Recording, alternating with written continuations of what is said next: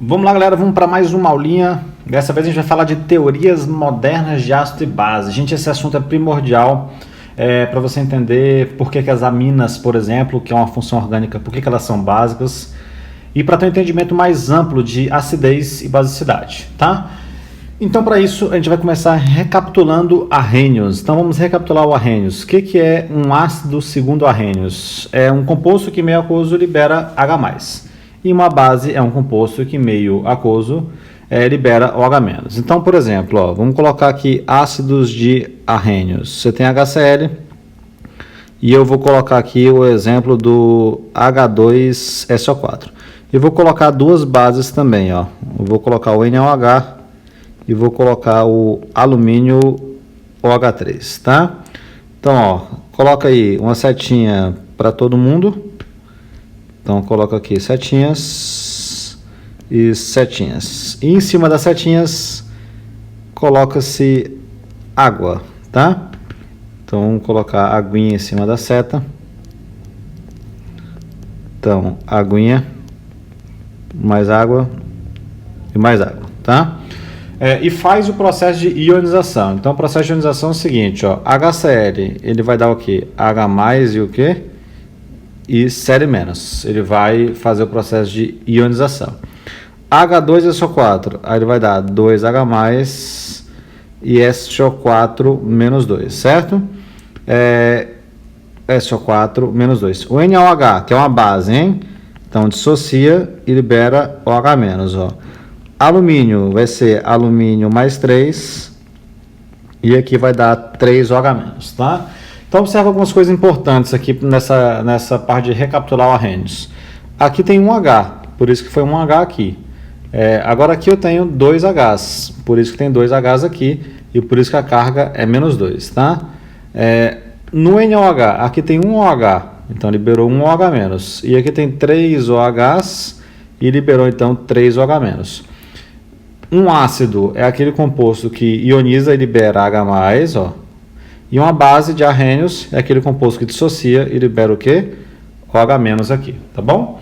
Então tá aí, essa é a teoria de Arrhenius. Agora vamos para teorias modernas. A gente vai começar com a teoria dos rapazes que nós chamamos de Bronsted e Lowry. O que é um ácido? Aí muda o conceito e eu vou te explicar por quê, tá? O que é um ácido segundo Bronsted?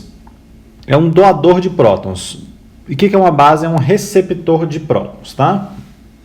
Gente, se eu tenho, por exemplo, esse círculo que eu estou fazendo aqui, vamos supor que ele seja receptor de prótons. Então, se eu tenho um próton aqui, tá? Então, primeira coisa, se ele é receptor de prótons, ele é uma base, tá? O círculo é uma base. Então, eu tenho um próton aqui. E eu tenho mais prótons aqui, e eu tenho mais prótons aqui. Então, observa o seguinte, esse meio que está aqui, ele é um meio que está ácido, beleza? E aqui, o balão azul, esse círculo que eu fiz, ele é um receptor de prótons. Então, ele pode receber os prótons para ele. De alguma forma, ele consegue fazer essa recepção de prótons. Então, eu posso falar que ele é uma base, porque ele está deixando o meio menos ácido. É como se ele fosse um sumidouro de prótons, tá bom? Então, por isso que ele é considerado uma base. E você entender essa ideia é algo importante, tá? Então, deixa eu apagar aqui meus rascunhos. Apago os rascunhos e vamos agora para outra análise. A outra análise é o seguinte, eu quero fazer o seguinte, eu vou colocar por exemplos mesmo, tá? Então começa com o próprio exemplo que eu tinha colocado lá em cima do HCl. Aí olha a diferença, gente, ali em cima eu coloquei HCl com H2O e o H2O eu coloquei em cima da seta. Aqui eu vou colocar assim, HCl mais H2O, certo? Só que o H2O ele está dentro da reação agora. Aí o que vai acontecer, gente? Vai ter uma doação de prótons. O próton vai sair daqui para cá, certo? Então você vai ter o próton saindo de um lado para o outro, que é o H+. Por que isso acontece? Porque é o seguinte, gente, o oxigênio da água ele é O, H e H. Tem um par de elétrons livres e tem um par de elétrons livres, tá?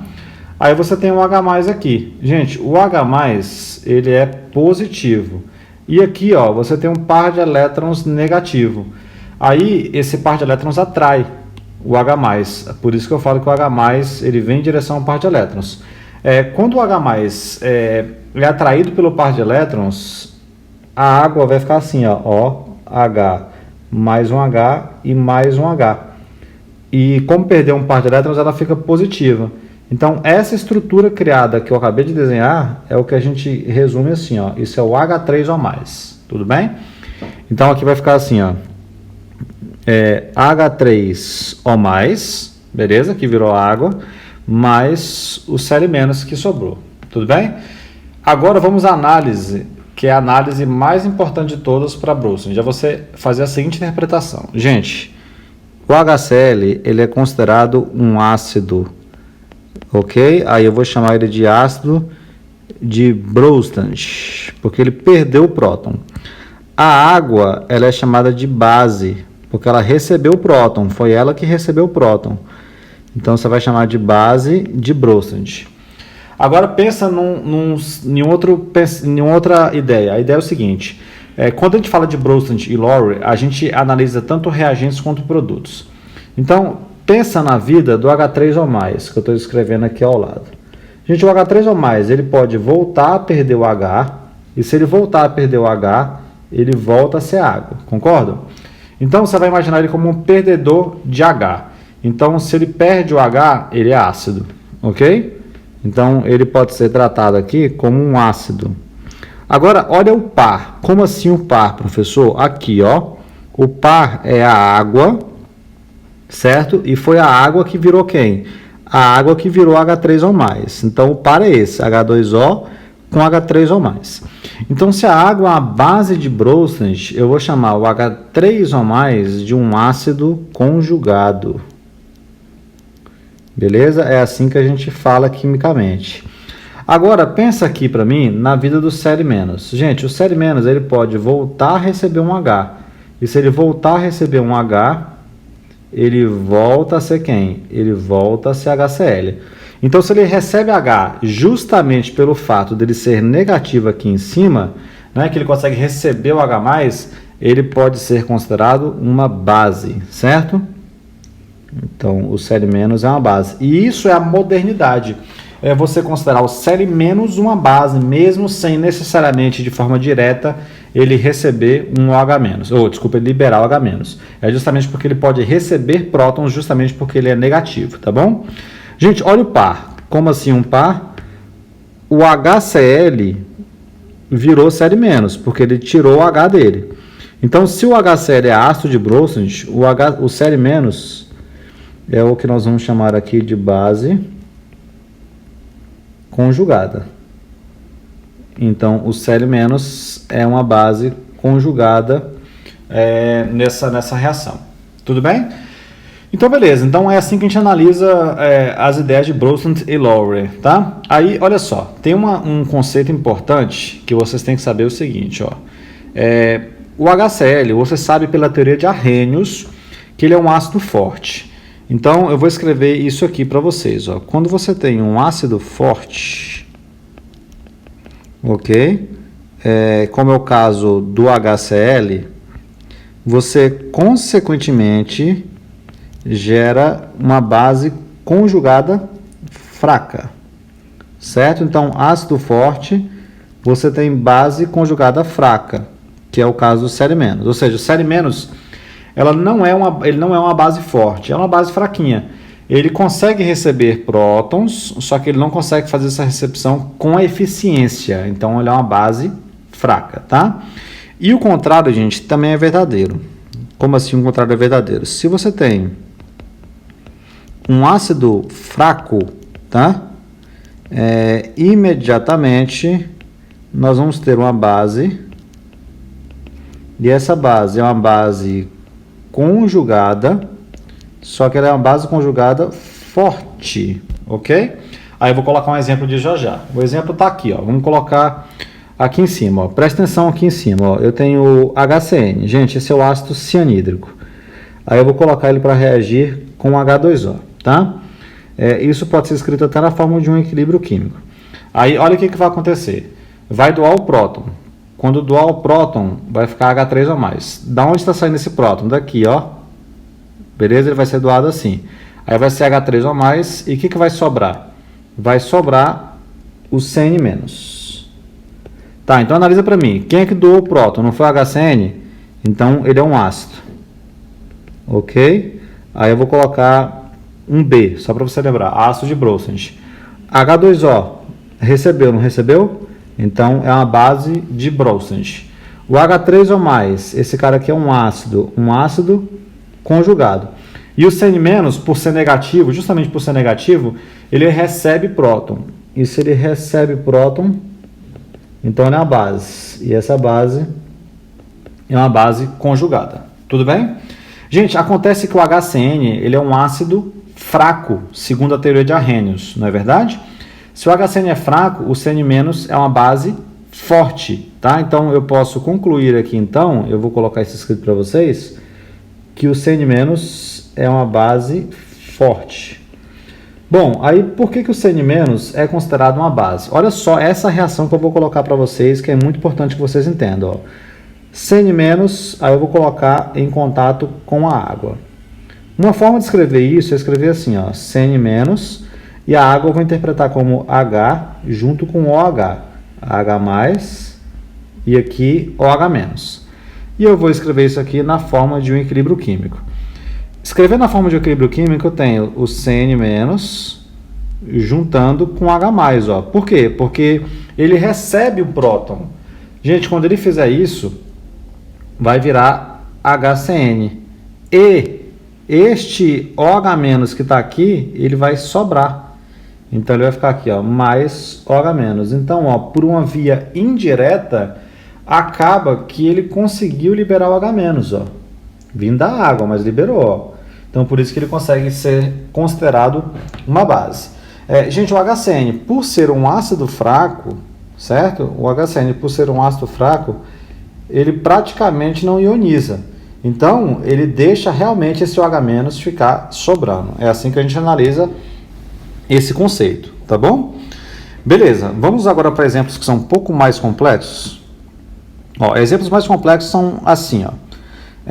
Eu vou colocar um exemplo que é o H2SO4. Aí daqui a pouco eu tenho um macete para passar para vocês, tá?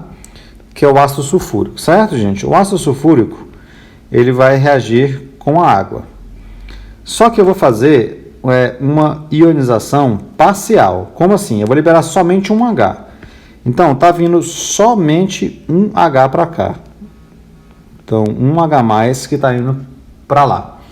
Aí vai acontecer o seguinte, esse cara vai virar H3O+, certo? E vai ficar o resto como HSO4-. Tudo bem?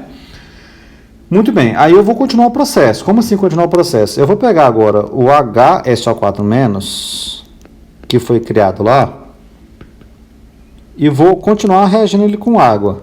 Então, mais água. Beleza, aí o que vai acontecer? Vai ficar o seguinte, ó, ele vai ficar H3O+. Por que vai ficar H3O+? Porque vai de novo sair um próton daqui para a água, certo? E vai sobrar o SO4 agora. Só que o SO4 agora vai ficar com carga -2. Por que vai ficar com carga -2? Porque já tinha um negativo aqui. Aí perdeu alguém positivo, vai ficar mais negativo. Então ficou -2, tá? E vou escrever uma equação global já. Mas antes de fazer a equação global, analisa comigo. Gente, o H2SO4, ele perdeu o próton.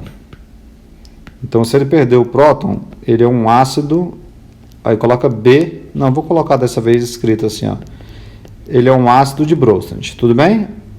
A água recebeu o próton.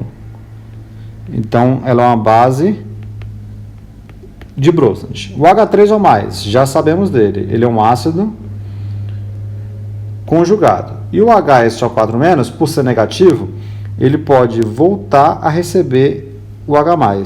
Então, esse cara é uma base conjugada.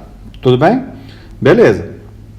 Agora analisa a reação de baixo. A reação de baixo. O HSO4-, este mesmo que foi considerado aqui em cima por mim uma base, ele vem em um segundo momento e doa o próton. Então, na reação de baixo, ele já é considerado novamente, quer dizer, novamente não, já é considerado um ácido de Bronsted. E a água vem aqui e recebe o próton. Então, ele é uma base de Bronsted. O H3O+, que está aqui, ele é um ácido conjugado. E o SO4-2 é uma base conjugada. Ok? Beleza, agora vamos lá. Agora eu vou escrever uma reação global. A reação global, quem que eu posso cortar aqui? Eu posso cortar o HSO4- com HSO4-, certo? Que mais que eu posso cortar? Somente. Então, escreve a reação global. Ela ficou assim, ó, H2SO4. Aí do lado dos reagentes são duas águas. Aí colocamos uma setinha. Aí dá duas vezes o H3O+, mais o SO4-2. Beleza? Muito bem, o que é importante que você consiga perceber nessa reação? Olha para o que eu vou marcar aqui agora. Ó. Gente, o HSO4- que eu estou aqui, deixando mais verde aqui. Ó. O HSO4- que está aqui. Ele é uma base, não é? E o HSO4- que está aqui, que eu estou marcando em verde aqui, ó, desse lado aqui, ele é um ácido. Então, ele tem um duplo comportamento. E o duplo comportamento é poder atuar como ácido e base ao mesmo tempo. E isso a gente dá um nome na química, que é o seguinte, ó, o HSO4-, ele é anfótero. Beleza? E o que é uma substância anfótera? É o duplo comportamento, é poder atuar ao mesmo tempo como ácido e ao mesmo tempo ele atuar como uma base. Eu não poderia deixar passar esse exemplo aqui, gente. Olha só esse exemplo aqui de baixo e aparece muito em prova. Ó. É você pegar o H2O e reagir com a própria água, estabelecendo um equilíbrio químico, uma reação que vai e que volta. Gente, a água doa o próton para a própria água, tá bom? Quando isso acontece, a água vira H3O+, e da outra água sobra o H-, tá bom? Então, olha só o que está acontecendo. A água aqui, ó, ela está atuando como ácido. Ácido de quem? De Bronsted. E a água aqui, ó, ela está atuando como base. Base de quem? Também de Bronsted. E o H3O+, como a gente já sabe, ele é um ácido conjugado. E o OH-, ela é uma base conjugada. Ok? Então, atenção aqui com algo. Ó. A água atua como ácido e como base ao mesmo tempo. Ó. Aqui ela atua como ácido e aqui ela atua como base. Então, a água também é uma substância anfótera. Tudo bem? Essa reação ela é escrita na maioria dos livros de forma simplificada, ó, que eu vou escrever aqui. Ó. H2O. Aí isso entra em equilíbrio, liberando H+ e OH-. E do jeito que eu escrevi ali, eu escrevi ela na sua forma completa. Ok? Beleza. Vamos para o macete. O macete é o seguinte, gente. Eu não quero que você, em provas de vestibular, necessariamente monte todas as reações. Mas eu quero que você seja um pouco mais rápido. O que é um ácido de Bronsted? É quem pode doar o próton. Então, qualquer substância que tenha H, ela pode doar o próton, tá? Com maior ou menor dificuldade. Isso é outra questão que tem que ser analisada depois, tá? Então, por exemplo, ó, se eu colocar aqui, ó, o SO4-2, aí eu quero te dar uma dica. Gente, o SO4-2, ele pode atuar como um ácido de Bronsted? Então, vamos colocar essas opções aqui, ó. Ele pode atuar como um ácido? A resposta é não. Por que ele não pode atuar como um ácido? Porque ele não tem H, gente. Como é que ele vai doar próton? Agora, outra pergunta. Ele pode atuar como uma base de Bronsted? Agora, como uma base, pode. Aí eu vou colocar assim, a resposta como sim. Por que ele pode atuar como uma base? Porque ele pode receber próton. Professor, por que ele pode receber o próton? Gente, ó, a dica, o macete está aqui. Porque ele é o quê? Ele é negativo, e se ele é negativo, ele pode receber próton. Então, a dica é, se tem alguém que é negativo, ele pode receber o próton. Aí eu tenho outra dica para te dar. A outra dica é o seguinte, Substâncias que têm par de elétrons livres, por exemplo, olha o caso do NH3. NH3 é amônia, ela tem um par de elétrons livres aqui. Aí a minha pergunta, as duas perguntas, tá? A amônia, ela pode atuar como um ácido? Essa é a pergunta. E a resposta é o que, gente? A resposta é sim. Por quê? Sim, porque ela tem H, gente, ó. Agora, vamos lá. A amônia é um bom ácido? Não, gente, ela é um péssimo ácido, tá? Isso a gente aprende nas aminas, lá na química orgânica. Mas ela pode, a pergunta é se pode, é isso que as provas perguntam muito para vocês, tá? Se pode. E a amônia, ela pode atuar como uma base? A resposta é sim também, né? Por que ela pode atuar como uma base? Porque ela pode receber prótons. Professor, como é que ela pode receber esse próton? Aqui, gente, ó, pelo par de elétrons. Pelo par de elétrons ela pode receber o próton, tá bom? Só vamos ver um outro exemplo aqui. Se eu tivesse isso aqui, ó, olha essa substância que eu estou colocando aqui, o H2PO4-. Gente, essa substância pode atuar como ácido? Gente, pode, porque ela tem o quê? Ela tem um H.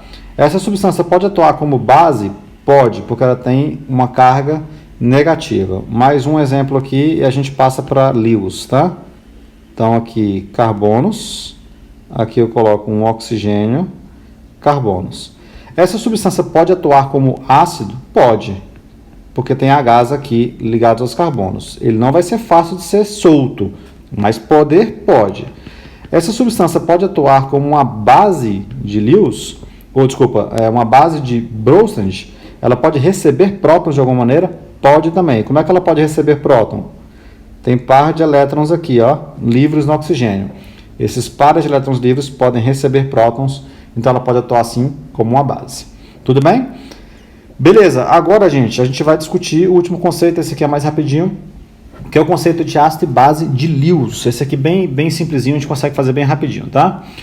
O que é um ácido de Lewis? É que recebe o par de elétrons. E o que é uma base de Lewis? É o doador do par de elétrons. Então, uma mudança conceitual que vai manter a lógica. Eu vou começar te explicando a base, tá? Por exemplo, gente, olha este caso aqui, ó. De novo, né? Aparecendo aí para você. Isso aqui é o que nós chamamos de amônia, certo? E a amônia, ó, tem um parzinho de elétrons livres aqui em cima, certo? Agora imagina que eu vou colocar grandão aqui agora, ó, rascunho aqui ao meu lado. Imagina que eu tenho um par de elétrons aqui, ó. Tchan, ó o parzão de elétrons aí. E aqui você tem um H+, de boa? Aí você pode imaginar esse par de elétrons até como uma carinha, ó. Aí você tem um par de elétrons aqui, ó. Tá aqui o par de elétrons. Gente, o par de elétrons é negativo. Se o par de elétrons é negativo, ele olha com um olho grande para esse H+ aqui, porque ele é negativo e o H+ é positivo. Aí, acaba que esse par de elétrons que está aqui, ele vira praticamente um receptor de prótons. Então, esses prótons eles começam a vir para cá, ó, porque aqui é negativo e o próton é positivo. Aí, esse meio aqui, ele vai ficando com menos H+. Então, ele vai ficando menos ácido. Então, ele é um bom receptor de prótons. Só que a gente vai entender assim, ó, é a doação do par de elétrons para o H+, tá? Então, o par de elétrons é doado para o H+, por isso que ele é tratado aí como alguém que é uma base, porque ele consegue capturar H+. Então, ó, todo mundo que tem par de elétrons livres pode ser uma base, tá?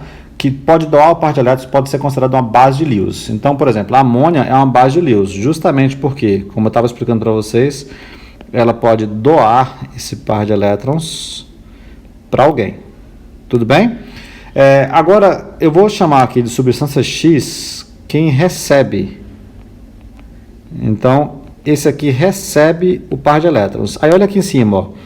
Quem recebe é que está atuando como ácido. Então, quem recebe o par de elétrons é ácido de quem?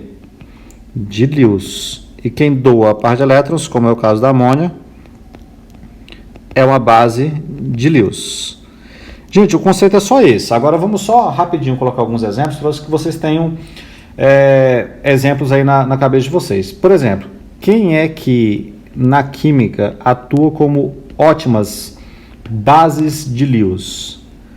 Ó, a amônia, ok? Ela atua como base de Lewis. Que mais pode atuar? As aminas na química orgânica são ótimas bases de Lewis, certo? Então, isso são coisas que podem aparecer na sua prova. Aí, em comum, o que elas têm? Elas têm nitrogênio. Então, isso pode te ajudar bastante, tá? Professor, você está me dizendo, então, que para ser uma base de Lewis, obrigatoriamente tem que ter nitrogênio. Não, não é isso que eu estou te dizendo. Por exemplo, eu te mostrei aqui em cima um éter. Olha esse éter aqui em cima, certo? Que é da química orgânica. Eu tenho um par de elétrons livres aqui, ó. Então, aqui, ó. Eu tenho um par de elétrons livres que está aqui e o par de elétrons livres que está aqui. Esse par de elétrons, ele pode ser doado. E se o par de elétrons for doado, você vai ter uma base de Lewis, porque pode doar o par de elétrons para alguém.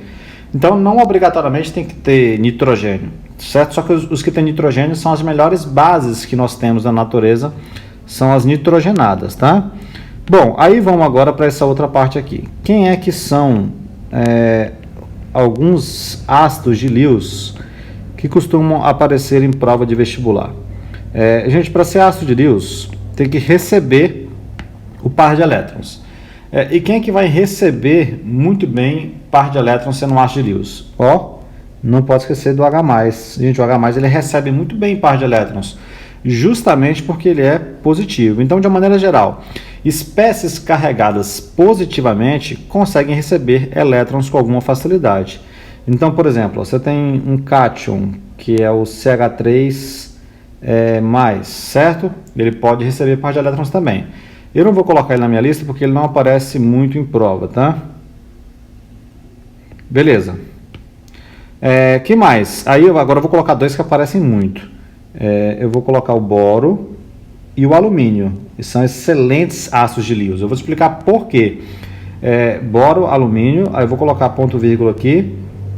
E de uma maneira geral, eu já te explico por quê. Os metais de transição conseguem receber par de elétrons com alguma facilidade, tá?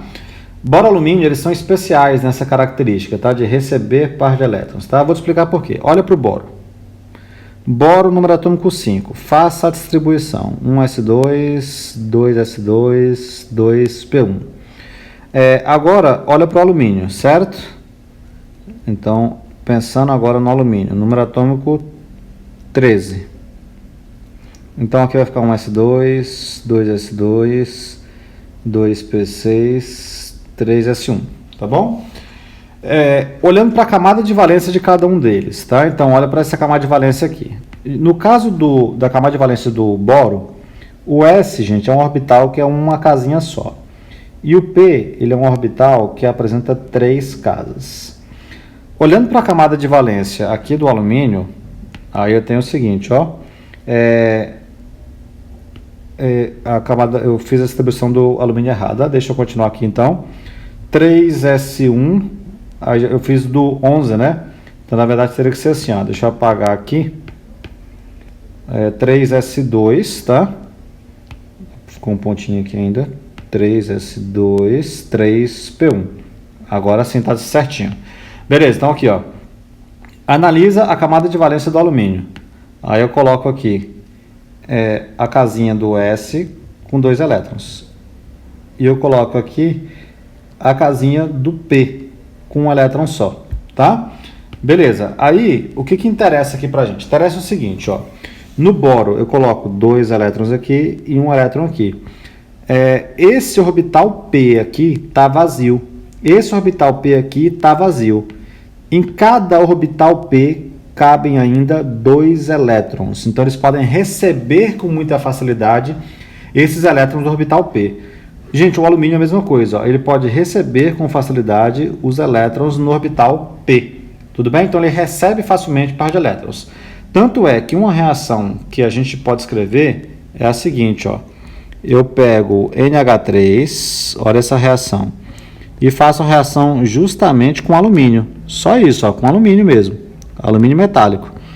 E essa reação, ela acontece da seguinte maneira, ó. A gente representa esses orbitais P vazios por um balãozinho assim, ó, que é mais ou menos o formato do orbital P, e por um balãozinho assim, ok? Deixa eu apagar esses balãozinhos e fazer eles direitinho aqui, ó. um balãozinho aqui e um balãozinho aqui. Bom, aí eu posso pegar o par de elétrons do nitrogênio e colocar aqui. E como eu tenho dois orbitais P vazios, eu posso colocar um aqui também. Para isso eu preciso de duas amônias. Aí a gente forma um composto com a seguinte cara, ó. É o alumínio, aí eu coloco um tracejadinho para cá, um tracejadinho para cá, que conseguiu incorporar uma amônia para um lado e conseguiu incorporar uma amônia para o outro lado. Beleza? Formando esse composto bem diferente. Então, o alumínio é um receptor de par de elétrons. Então, nesse caso aqui, a amônia ela está atuando como base. Base de quem? De Lewis. Ok? E o alumínio está atuando como ácido. Ácido de quem? Também de Lewis. Beleza? O boro pode fazer a mesma coisa, tá? Ele consegue receber par de elétrons. E metais de transição, eles têm orbital D disponível. E por terem orbital D disponível, eles podem receber elétrons via orbital D. Também é uma possibilidade. Tudo bem? Gente, esses conceitos são bem importantes também. Façam os exercícios e aguardo para vocês nas próximas aulas, tá bom? Um grande abraço para todos. Até a próxima.